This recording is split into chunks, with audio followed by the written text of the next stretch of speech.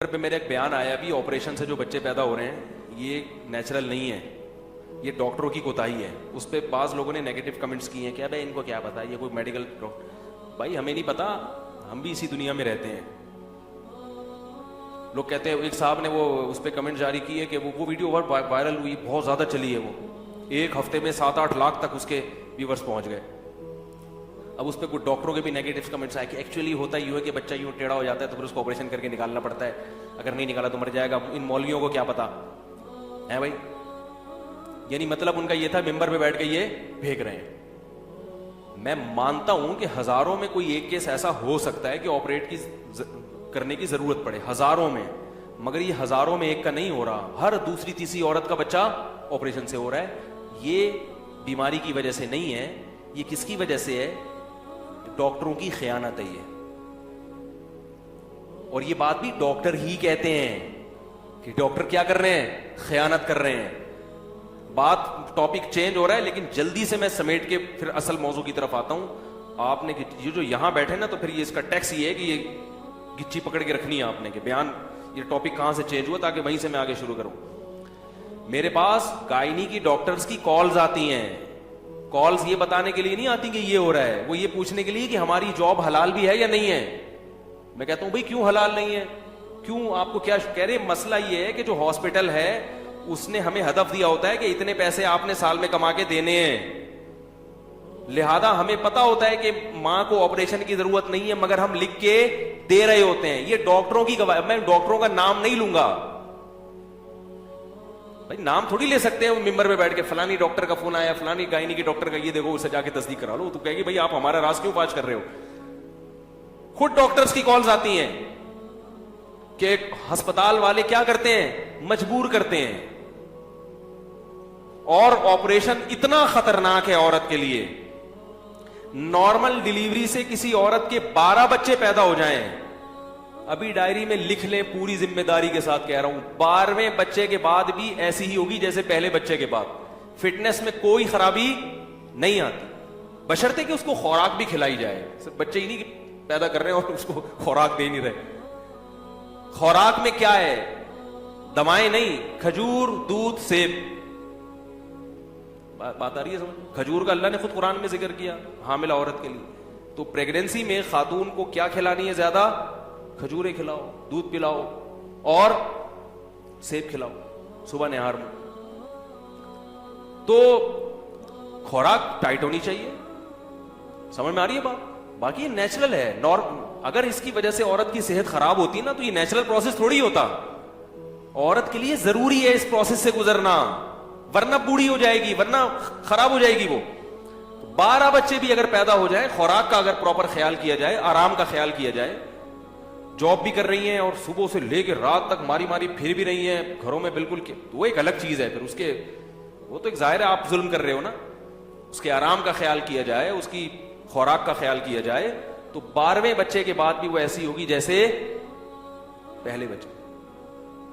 Fitness में कोई कमी नहीं, बल्कि और ज्यादा अच्छी हो जाएगी। जिन औरतों के औलादे नहीं होती और जिनके होती हैं, उन दोनों की फिटनेस में जमीन आसमान का फर्क। जिनके औलाद नहीं होती बूढ़ी हो जाती है जल्दी, और ऑपरेशन से पैदा हो जाए एक। अब इस पे मैं क्या गूगल की रिपोर्ट पेश करूं? मैं कहूं अपने खानदान की औरतों को जाके देख लो जिनके ऑपरेशन से हुआ है। माजरत के साथ, भैंस में और औरत में कोई फर्क नहीं रहता। माजरत कुछ ज्यादा कह दिया मैंने, लेकिन ऐसी चर्बी चढ़ती है जिस्म के ऊपर। डॉक्टर पैसे बनाया जा रहा है, लिख लिख ले बनाया जा रहा है, उसको यह भी एहसास नहीं है कि मैं क्या करूं। और वो जो एंटीबायोटिक खाएगी जख्म को पूरा करने के लिए, फौरन उस एंटीबायोटिक के असरात औरत की फीड में जाएंगे, और बच्चे की पहला जो घूंट उसके पेट में उतरेगा ना, वो ऑगमेंटन का जाएगा। भाई मां जो खाती है दूध में फौरन असरात आते हैं। बच्चा पहले दिन से एंटीबायोटिक खाना, भाई ऑपरेशन तो मां का हुआ, बच्चे को क्यों खिला रहे हो? इसलिए मेरे भाई अपने आप को इस अजाब से बचाओ, और डॉक्टरों को अल्लाह का वास्ता के, डॉक्टर ऐसा करती क्यों है जो लेडी डॉक्टर है? क्योंकि नेचुरल प्रोसेस जो है ना, 2 दिन भी लग सकते हैं, 3 दिन भी लग सकते हैं, 1 हफ्ता भी लग सकता है। समझ रहे हो?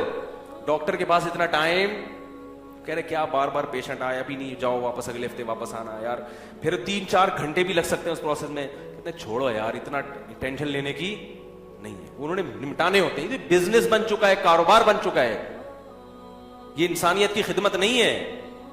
हां, मैं ये नहीं कहता कि सारे एक जैसे होते हैं, सारे कभी भी खराब नहीं होते। ये जो डॉक्टर हमें ऐसी चीजें बता रहे हैं, जाहिर है ये अच्छे हैं तभी तो बता रहे हैं कि यार ये मिंबर पे बताओ लोगों को। कल एक डॉक्टर है, बहुत माहिर डॉक्टर है, मैं उसका नाम नहीं बताऊंगा क्योंकि नाम बताने पर पाबंदी है, बहुत मुल्कों की डिग्री है उनके पास। उन्होंने भी ये बात बताई कि बहुत कुछ क्या हो रहा है, गलत हो रहा है मेडिकल साइंस की फील्ड में, और डॉक्टर अपने पैसे बनाने। एक और बात आपको बताऊं, ये जो डॉक्टर बात बात पे टेस्ट लिख के देते हैं, लेबोरेटरी वालों से इनके खांचे। मेरे यहां थोड़ा सा गर्दन में दर्द रहता है, मैं क्योंकि जब मैंने 8-10 साल पढ़ा है ना, तो गर्दन ऐसे करके पढ़ा है मैंने। उसका मुझे नुकसान क्या हुआ कि मेरे यहां कभी कभार पेन शुरू होता है। तो मैं कल एक फिजियोथेरेपी के एक बहुत बड़े डॉक्टर हैं उनके पास चला गया, तो उन्होंने मुझे बताया, उन्होंने कहा कि दर्जनों डिग्रियां उन डॉक्टर के पास, क्योंकि मौलवी नहीं है वो, बल्कि मौलवियों के खिलाफ है वो। मुझे ही बैठ के मुफ्तियों के खिलाफ तकरीर करना शुरू कर दी। अब मैं चुप करके, क्योंकि मेरी गर्दन का मसला था, हम सुन रहे हैं अपने खिलाफ, कह रहे हैं अब मौलवी 2 नंबर, अब ये मौलवी। मैंने कहा ज्यादा बोला तो ऐसा ना कड़क करके कुछ कर दें, अभी तो फिलहाल जैसे वर्दी हैं भाई आप सही हो। उनको मैंने कह दिया जुम्मे के बयान में आए किसी दिन, ठीक है। तो उन्होंने बताया कि जो 50 लाख की मशीन है, अब ये प्राइवेट अस्पतालों ने MRI की मशीनें मंगवा ली। अब जिनके सर्वाइकल पेन होता है, अब उन मशीन वालों को पता है कि 50 लाख की मशीन है, तो जब तक इस पे लोग टेस्ट नहीं करवाएंगे ये हमारा खर्चा पूरा नहीं होगा। तो डॉक्टरों से उन्होंने खांचे खोले हुए, जरा सा आपके कमर में पेन है, MRI करवा लो, डॉक्टर लिख के देगा, और फिर उससे खांचा भी खोला हुआ है कि इतने पैसे मेरे, इतने तुम्हारे। और मुझे इसकी तस्दीक ऐसे भी होती है कि मेरे पास परसों सऊदीया से कॉल आई, या सऊदीया से पाकिस्तान से, उन्होंने कहा कि मेरी क्या अर्निंग जायज है। मैंने कहा क्यों? कह रहे मैं एक मशीन पे बैठता हूं, एक्सरे मशीन है, और मैं लोगों के एक्सरे करता हूं, तो डॉक्टरों की तरफ से पर्चियां आती हैं कि इतना हमारा है, इसमें इतना किसका है?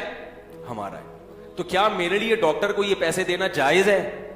मैंने कहा आपके लिए जायज हो या ना हो, डॉक्टर के लिए लेना बहरहाल हराम है। मरीज उसके पास इसलिए नहीं आया कि आप वहां से अपने अलग से खांचे खोल के रखें। तो ये आपकी मेडिकल साइंस की फील्ड में हो रहा है, जो कि हो रहा है। इसलिए अल्लाह का वास्ता हद्दल इम्कान अपने आप को डॉक्टरों से बोलो भाई बचाओ, तमाम दवाएं बच्चों की पहुंच से, तमाम डॉक्टर बच्चों की पहुंच से दूर रखो। और अगर डॉक्टर के पास जाना है तो पहले जैसे किसी मौलवी के पास जाने से पहले उसके दर्जनों बयानात सुनते हो, बहुत अच्छी तरह तहकीक करते हो कि 2 नंबर आलिम तो नहीं है, इसी तरह तहकीक करोगे ये 2 नंबर डॉक्टर तो नहीं है।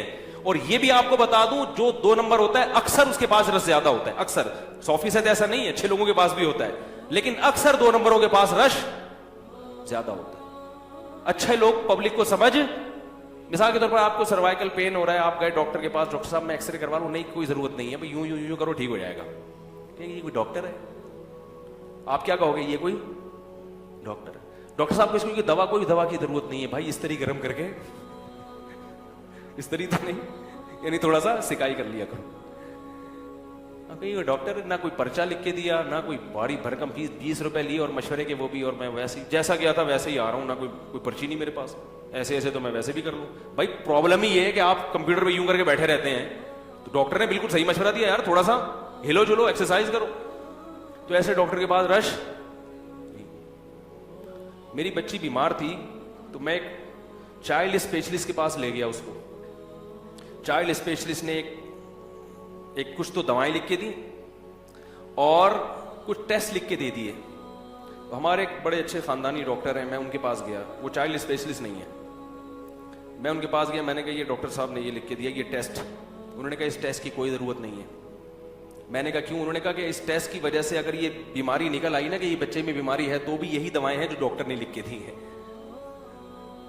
और अगर ये ट्रेस ये पता चलता है बीमारी नहीं है, फिर भी दवा यही खिलानी पड़ेगी। लो भाई खाम खा के टेस्ट, और वो डॉक्टर भी माशाल्लाह बाशरा थे, दाढ़ी भी थी उनकी। क्या करें आदमी, कहां जाए यार, ना दाढ़ी वाले पर एतमाद कर सकता है, ना टोपी वाले पर। जो टोपी पहनी है वही आपको पहना देता है वो टोपी पहनी भी इसलिए कि बवक्ते जरूरत वो टोपी किसी को पहना सके। खैर, इसलिए ये इतना ज्यादा वो ना करें, मैं बात कर रहा हूं तो कुछ इसके पीछे लॉजिक है। अब सवाल पैदा होता है, लोग कहते हैं डॉक्टर ऑपरेशन तो करते ही, हम क्या करें? जाहिर है डॉक्टर आपके जज्बात से, सब नहीं, बार बार बता रहा हूं, अच्छे लोग भी हैं, वो अस्पताल वाले जब करते हैं तो क्या करें। तो एक मेरी तजवीज है, कोई इस्लाम नहीं है कहीं आप इसको पत्थर पे लकीर समझ के बिल्कुल आप इसको पकड़ ले मजबूती से। तो एक तजवीज है जिसमें आप 100 दफा मुझसे इख्तलाफ भी कर सकते हैं, कुरान और सुन्नत नहीं बयान कर रहा, मेरा एक तजर्बा है जो सही भी हो सकता है, गलत भी हो सकता है, अपनी जिम्मेदारी पर अगर ये तजर्बा करना चाहें तो कर सकते हैं। वो ये कि किसी हॉस्पिटल में रजिस्ट्रेशन करवा दें, सही है, ताकि ऐन वक्त पर अगर कोई खुदा न ख्वास्ता कोई मसला हो गया, जैसे कि इसका इम्कान बहरहाल होता है, हजारों में कोई एक चांस इसका भी होता है केस बिगड़ जाए, तो अगर ऐन वक्त पे केस बिगड़ा तो डॉक्टर फिर अस्पताल वाले लेते नहीं। और किसी देसी जो दाइयां होती है ना, उनसे राब्ता रखें। यारी बात, जो दाइयां होती हैं हर मोहल्ले में, कहीं गरीब आबादियों में होती हैं दाइयां, मशहूर होंगी, उस दाई से कांटेक्ट करें कि भाई हम तुम्हें पैसे दे देंगे, हम चाहते हैं नॉर्मल डिलीवरी हो। वो दाइयां बड़ी माहिर होती हैं गांव देहातों की, और यहां कराची में भी बहुत हैं। वो दाइयां आपको बगैर एक्सरे के चेक करके बता देंगी कि मसला क्या है, नॉर्मल है, अब नॉर्मल है, सही है ना। तो बहुत आराम से हिसाब किताब हो जाता है, कुछ भी नहीं होता। ये कोई ये नेचुरल है, ये कोई बीमारी नहीं है जिसमें हम डॉक्टरों को दिखाएं। तो अगर किसी को प्रेगनेंसी नहीं हो रही तो ये बीमारी है, इसमें डॉक्टर के पास जाएं, हमल ठहर जाना। Subscribe to our channel by clicking the subscribe button. Click the bell button and enjoy the latest uploads from our channel. الذي نزل الفرقان على عبده ليكون للعالمين نذيرا